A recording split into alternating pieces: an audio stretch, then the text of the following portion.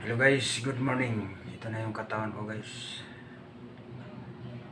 Ito na ako ngayon. 20 days walang kain ng kanin. Sacrifice yung sinabi sa ating karamdaman. So nagtaka kayo na hindi na ako nakasali sa ating live yan. Kasi hirap na magsasalita si Master. Si Hansi Pimpla. Pero ito, nakatayo pa rin. Sobrang payat.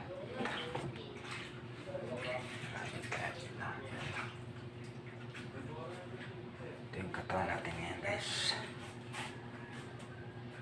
Yan, grabe. 20 days na akong walang kain ng kanin guys. Diet. Pinahirapan ako ng decision ko. So yun. Pero nandito pa rin karamdaman natin guys. Hindi pa rin naubos. Maga pa rin pa ako. Maga guys, ang kanang pa ako. Pero pa rin makatayo. May wheelchair ako guys. Yan o.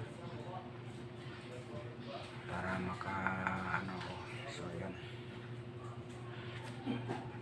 Hirap tayo guys maglakad. Wala nang natin maskuladong katawan. Sana pagpalain pa tayo ng Panginoon na makabalik pa tayo, na makalakas pa tayo guys. Pagdarasal na tayo guys Panginoon para lumakas ulit. Bye bye. Hello Ma'am Lynn. Kumusta na po? Alam kong may karamdaman ka rin. Pagaling po kayo. Pagaling tayo. Sa pamamagitan ng Panginoon Diyos. Sobrang payat na, grabe. Walang kayong kain eh. Nauutal na ako sa salita.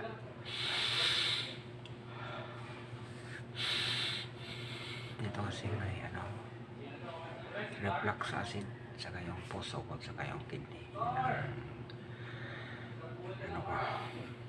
Iniinda ko ngayon. Pero tayo naman siguro. Ito lang kung makabalik ako kung bumalik na ako, hindi na ako mag-diet siguro. Babalik na yung katawan ko. Pero nandito pa rin yung karamdaman. Konti na lang. Nagbawas ng konti.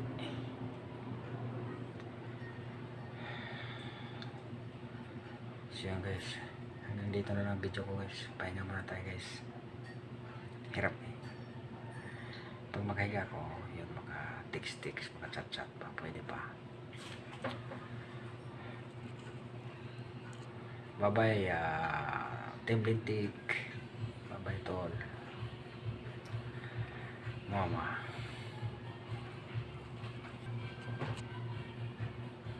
Kabayan. Carol. Kumusta po? Di pa ako nakuha ng San Andres sa atin.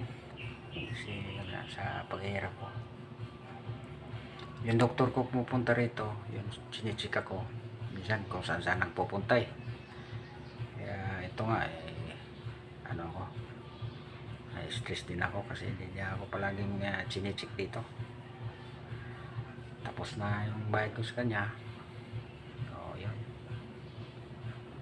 Sana mag-check niya ako palagi. Sabi niya araw-araw hindi naman siya pagkakaraw-araw. Sa loob ng isang linggo, isang beses, minsan wala. Pero siyempre hinihintay ko lang palagi. Hanggang dito na lang guys. Bye bye.